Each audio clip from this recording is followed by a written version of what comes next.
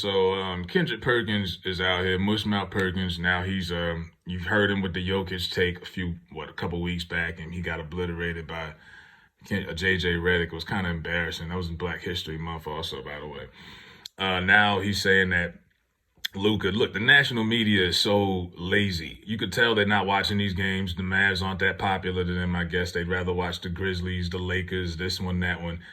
If you're watching these games, I don't know how you could blame Kyrie or Luka for majority of the Mavs being trashed lately. They lost in overtime the other night. Kyrie had 40. Luka had like 34.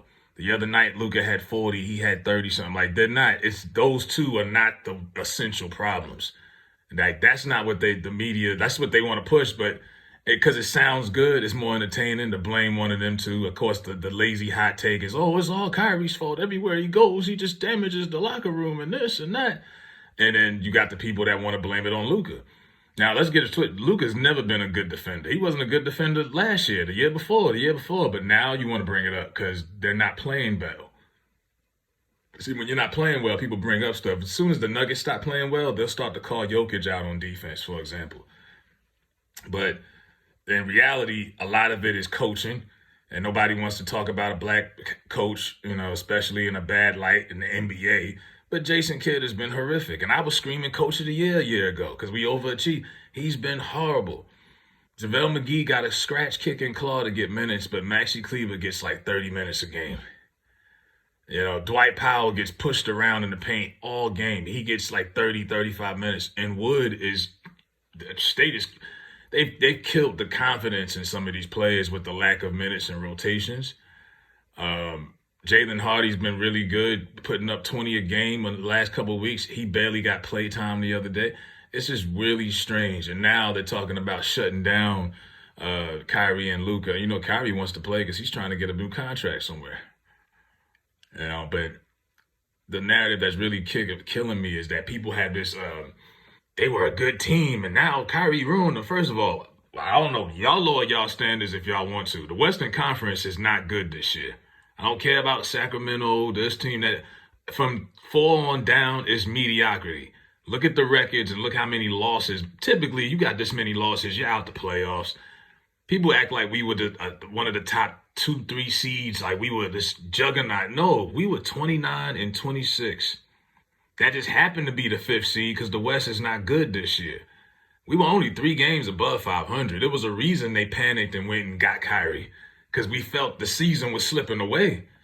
He was only 3 games above 500. So, but technically they were the 5th seed. So people want to say, well, he took a good team down and now they're I'm like, dude, I'm not even pressed about them. Like, they weren't going to beat anybody anyway. It is the 7th or 8th seed. I mean, the Lakers... I know Nick Wright's running around saying, oh, no one wants to play the Lakers. Look, you can have that 7th, 8th seed and get bounced in the first round. That's good. I'm good on that.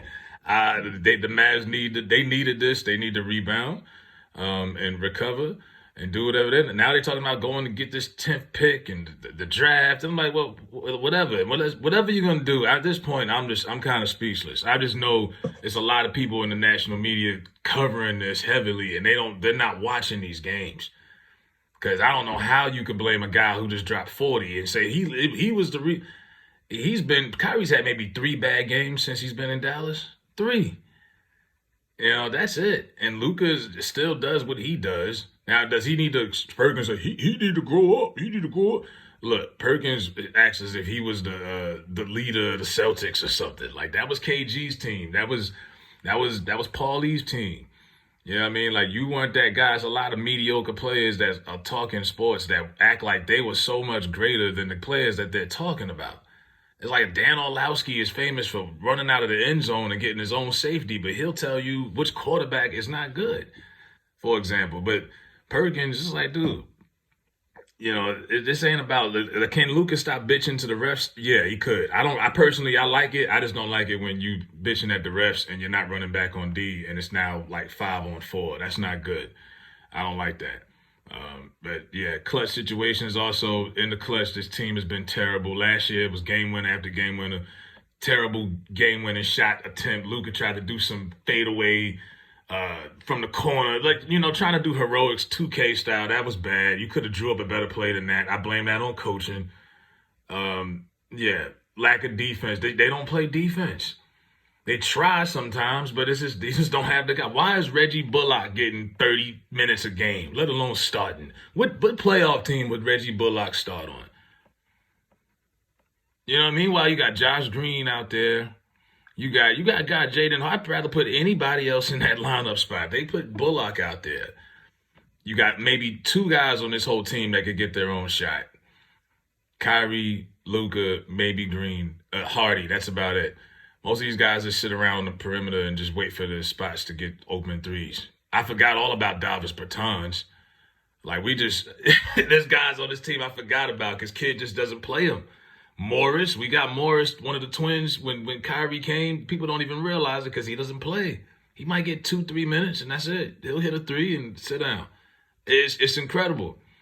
And honestly, I don't see Mark Cuban doing what's right in firing Jason Kidd. That's his friend. He's a legend to the franchise. I'm like, bro, he's got to go.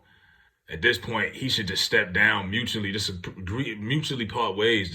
He's lost the team. Unless you're going to just shake up the whole roster, you could tell these guys have already quit. They already got their mind on Costa Rica, and they got their tickets to Tulum, and they already checked out. That's why I refused to go to the game 2 weeks ago. I checked out. As a fan, I checked out. You know what I mean? I got what am I watching here?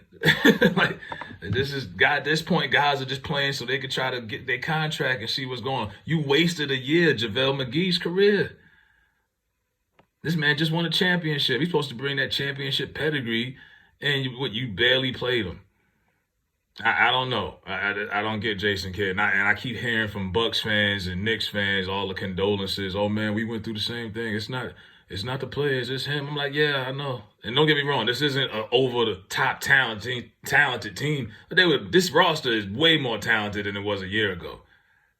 But yeah, you've already lost 40 games. That's coaching, but they don't want to tell you that. They rather blame it on Kyrie and Luka. And honestly, if it wasn't for neither one of them, you wouldn't be watching the damn team. But this is the lazy narrative the sports national media has to go. But no one wants to call out the truth. But that's just my rant on it because I'm over it as a Mavs fan. I'm over the season. I will watch the playoffs for whatever it's worth. I guess the Lakers is the new story. Everybody's saying LeBron's going to go all the way. And I don't know. Whatever. I'm out of here, man. What can you tell